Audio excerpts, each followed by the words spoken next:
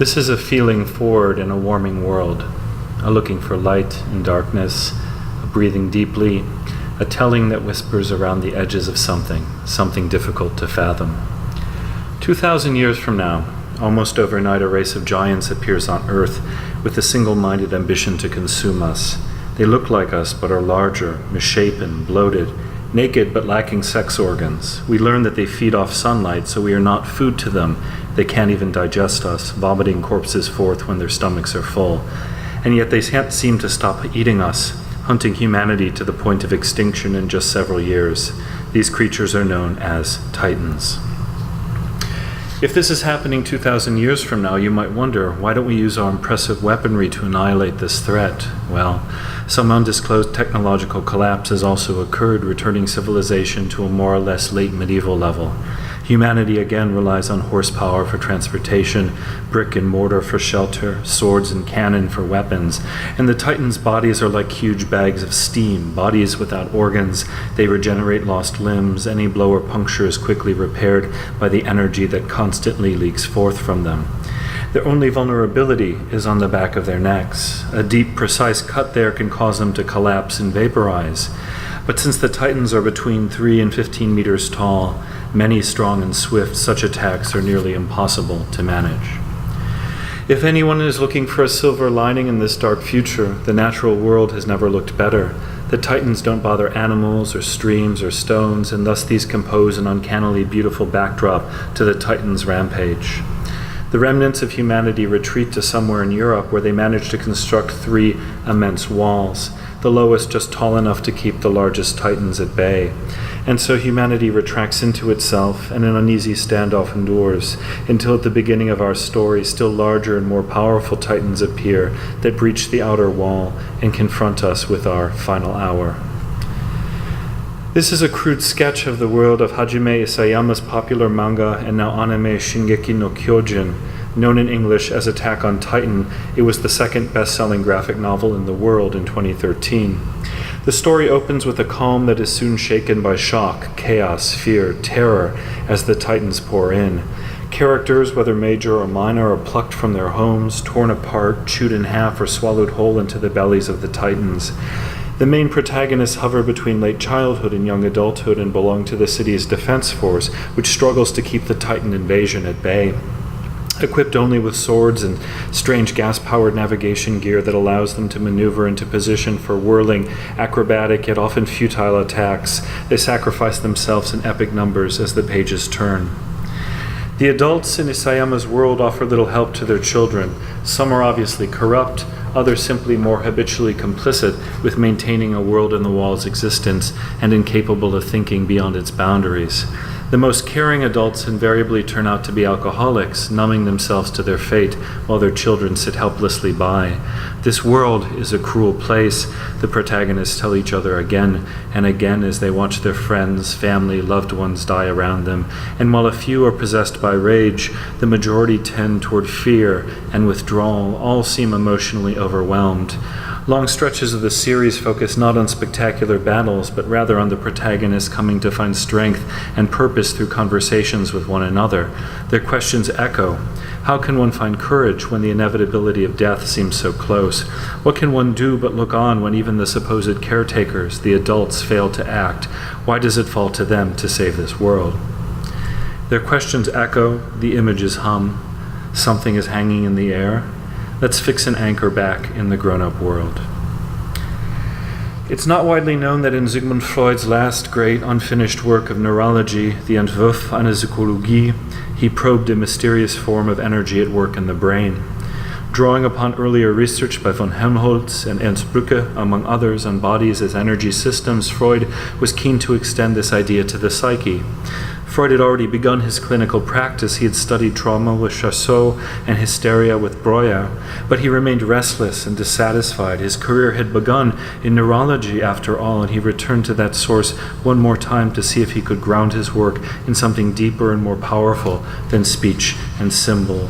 Freud named his energy only Quantität, quantity, But as it turned out, quantity shared many characteristics with electricity, among them capacitation, resistance, charge, current. Freud came to think of the brain as a series of interlocking homeostatic energy systems, which, like electric circuits, could also be overloaded or underloaded with charge.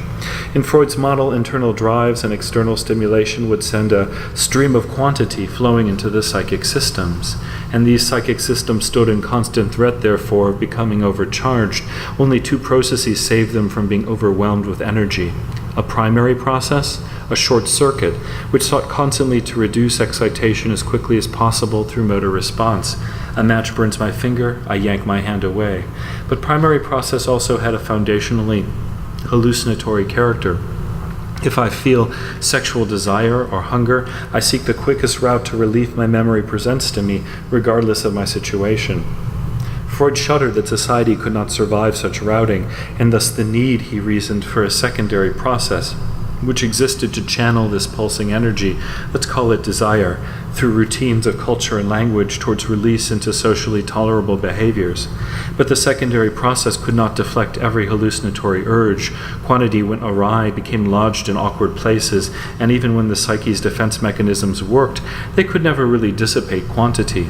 Quite the contrary, repressing desires only erected a volcanic ridge overlooking a fiery cauldron in which quantity bubbled and murmured. A few years later, Freud would first call this cauldron the system of the unconscious, and for the same reason it hurts to stare directly at the sun. Freud explained that ego could only know the energy of the unconscious indirectly, deflected into signs and symptoms, or in the case of dreaming, into image puzzles, rebuses. It might interest you to know that the entire architecture of Freud's mature metapsychology, consciousness, the unconscious, defense mechanisms, cathexis, drives, primary and secondary process, are already present in his neurology's last gasp. And at the core of it all was some force like endopsychic electricity. We've been thinking through energy in the humanities for a long time. And now, back to this future. I did not discover Attack on Titan by myself, but rather only with the help of my older daughter Olivia, who is recently a teenager. And if you've ever parented a teenager, you may be familiar with their dizzying oscillation between attention and abstention. When they are with you, they are utterly, vividly present, and when they are not, there is only what I call the glaze. For months she had been saying she had something she wanted to show me, but wasn't sure.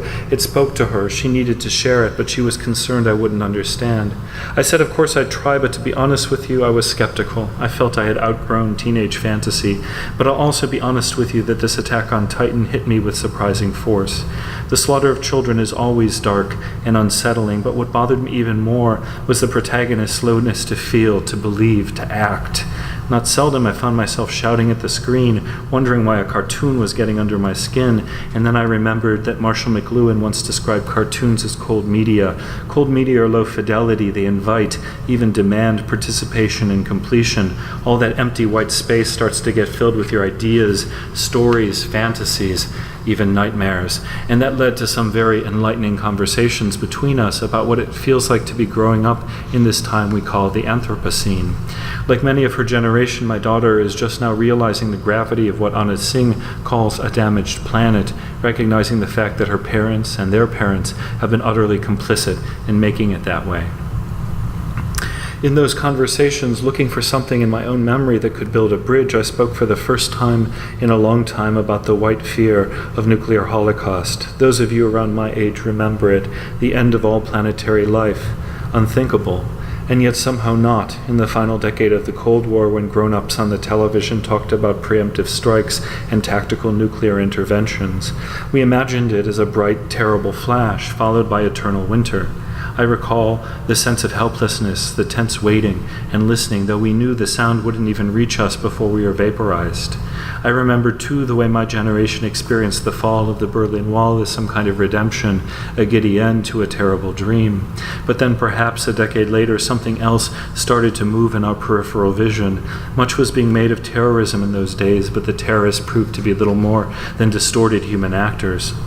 What lifted the hairs on the back of our necks was something larger, more obtuse, darker still. We began to experiment with names: climate change, global warming, ocean depletion, resource exhaustion, species extinction, but the names always somehow proved inadequate. Tim Morton argues that this is because we have entered the era of hyperobjects, objects whose massive presence and ontological stickiness shrug off our efforts to stand outside them and shove them into convenient categories of understanding. Impervious to human knowledge, hyperobjects taunt us like faces pressed against a window, leering, menacing, whispering of the end of the world. Welcome to the Anthropocene. Nuclear annihilation was modern, hierarchical, militarized. I remember us children comforting ourselves that some rational adult had to press a button for it to happen. As terrifying as it was, in the end, even nuclear war could still be negated by convincing oneself it was part of an assemblage of techno-scientific reason. And there the analogy falters, because true to its hyper-objective character, it's very hard to grasp, let alone negate, the Anthropocene. The problem itself is diffuse, the signs scattered, the indices awkwardly aligned. Does any storm, no matter how super, ever have a real meaning? Most of all, the Anthropocene comes upon us so slowly, without buttons being pushed and bright flashes of finality. It creeps in instead like a deadly fog, filling all of our corners from London to Beijing to New Delhi. You asphyxiate slowly over lifetimes and continents, and even as dis-ease mounts, it's all too easy to feel both anxious and paralyzed. Paralyzed because we sense the end of something everywhere around us. Anxious because, as Lacan said, anxiety is the one affect that never lies. A colleague wrote me a very touching email last month simply to ask advice on what to tell her children about the Anthropocene. She noted that she and I had been raised in an environmental paradigm of, we have to do something before it's too late, whereas her children would grow up in a different paradigm. It will have been too late. Indeed, how to live in such a world. Attack on Titan has been advertised as the Japanese equivalent to The Walking Dead, and the analogy, while not inaccurate, is also incomplete. Both series epitomize a moment of popular fantasy in which so many storylines turn on humans being hunted by parahuman predators, zombies, vampires, etc. Usually we interpret those storylines as deflected confrontations with capital and inequality, expressions of the social drama of the 1% and the 99%, transformed into a plague of elite extractive night creatures, or inverted to become a non-human mob preying upon the averagely human. But Attack on Titan offers a more complex visual puzzle, and I read an energic unconscious in action on two levels. First, directly in Freud's sense that our homeostatic psyches are becoming supercharged by signs of danger around us, forcing us to maintain an uncomfortable symptom-spewing overload. Second, in the sense that the medium of our danger increasingly reveals itself to be electric. That is, we are coming to comprehend that it is our civilizational reliance upon certain magnitudes and forms of energy that is what is causing our life world to begin to fail. Some of us have started to turn our minds towards this impasse. Many more are just beginning to feel something that makes their skin crawl. And those affects are being deflected into new image languages like these titans, these huge solar-powered predators, literally steaming with excess stored energy and yet still eating and eating, not for fuel, but because one assumes they are infinitely curious when it comes to consumption. And the sole remaining defense mechanism of humanity is powered by natural gas. So even though the world of Attack on Titan lacks most signs of modernity and machinic enterprises of any kind, even there we find fossil fuel infrastructure and a thematic of energy whistling from its joints. The beautiful environment, too, reads as a wish fulfillment, the regenerative capacity of nature, except that for humans the restoration of Eden has come at the cost of our mortal danger. The wish is thus both life and death-driven, cathecting extinction with strange pleasures. It makes sense that these images and storylines would be coming from Japan in the post-Hiroshima, now Fukushima era, in which a nuclear disaster continues to unfold while we watch helplessly, silently, where parents are afraid for their children to play outdoors and to eat food grown nearby, and yet the Japanese government is now talking about the safety of nuclear energy yet again. This is the primary process of energo power at work, hallucinatory repetition taking no heed of its consequences.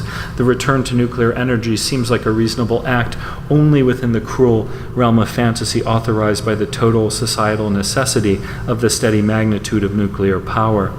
Here, Japan captures the paralytic state of the contemporary so poignantly. Energy-intensive northern civilization, for all its technological wonders, has become exquisitely vulnerable. It can no longer guarantee its own future. Indeed, every economic success measured in the logic of growth becomes a further step toward the abyss. The black sun of dead marine life calls to us, fills our every social and cultural capillary. Marina Zerkow calls this the rule of death, or necrocracy, and that dead life is singing us ever deeper into its ooze. We feel trapped, afflicted, guilty, impotent. We are seduced by despair, and yet despair always twins into hope, even if hope these days is of a curiously objectless and affectless variety. More precisely, hope has itself become a desired object, and yet we are stunted by the unimaginableness of a future that does not repeat the past. So, the question that motivates me today is, how can we learn to hope for something in this cruel world, the Anthropocene? Can we hope deeply enough that this something will become a method of being? Roy Scranton recently argued that we have to make acceptance of the end of Anthropocenic civilization our living, breathing companion in order to move ahead. He's far more eloquent than I am, so I'll quote him. The biggest problem climate change poses isn't how the Department of Defense should plan for resource wars, or how we should put up seawalls to protect Alphabet City, or when we should evacuate Hoboken. It won't be addressed by buying a Prius, signing a treaty, or turning off the air conditioning. The biggest problem we face is a philosophical one, understanding that this civilization is already dead. The sooner we confront this problem, the sooner we realize there's nothing we can do to save ourselves, the sooner we can get down to the hard work of adapting with mortal humility to our new reality. The choice is a clear one. We can continue acting as if tomorrow will be just like yesterday, growing less and less prepared for each new disaster as it comes, and more desperately invested in a life we can't sustain. Or we can learn to see each day as the death of what came before, freeing ourselves to deal with whatever problems the present offers without attachment or fear. Without attachment or fear. Scranton is speaking the language of Attack on Titan. And he is not alone. Across the world, others are inventing languages to express their desire for ways of being, even ways of being modern, that are not the way that has brought us here. In southern Mexico, Simone and I found a budding indigenous movement working to restore traditional institutions of community sovereignty, to resist an apparatus of energo power they viewed as fundamentally predatory and expansionary, even when acting under the signs of sustainability and development. In Iceland, we then found self-described anarcho-surrealists inventing a politics of humility, creativity, and play to challenge the earnest wisdom of neoliberal carbon necessity. In many ways, the participants in these movements couldn't have been more different, and yet all challenged the dominant logics of Northern modernity, not least by arguing for being inclusionary, humble, and collaborative as fundamental ethical norms. This is the time for circles instead of pyramids, said one punk rocker turned Icelandic member of parliament. And I'll say that if we are looking for the courage to follow Scranton's wisdom, we could do worse than to bring our teenagers into our circles, to let their imaginations animate and guide us. Adults so often constitute teenagers as a class of parahumans that it should scarcely surprise us that they feel more affinity with zombies and vampires than with us. Teenagers bear a passing physical resemblance to responsible, reasonable adults, but adults are sure they are nothing of the kind. Teenagers live as impulses. Their world is always either about to swell or to implode. You remember what I'm talking about. Life hung in the balance, always. Which means that they have at least one tremendous affective advantage over us, in that a state of catastrophe is already their constant companion, whereas for us adults, catastrophe is like this strange, unwelcome visitor, an irritating relative that we scarcely want to admit has moved into our space and is going to be living with us for the foreseeable future. In an era in which the reality principle governing the adult life world increasingly seems to be a diluted path to disaster, maybe it's worth trying, just this once, to let their sense of catastrophe and possibility flow back into us. Anyway, the young can only take so much standing idly by, especially when they know that the world as it stands serves only the interests of their rampaging predator ancestors. So, please take a moment and pour yourself into this cartoon and fill it with color, and let the color and form come alive, and let them accelerate to the synaptic electric speed of teenage fantasy.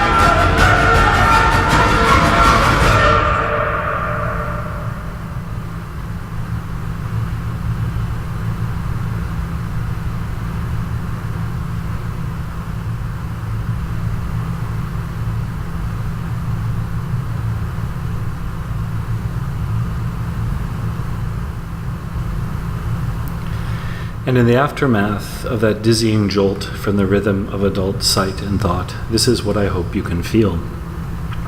As the sharp edge of human intention cuts into titanic form, feel your own necks opening wide, blowing out thundering steam, massive flesh collapsing in upon itself, because in case my point has been unclear, the titans need to learn to die too.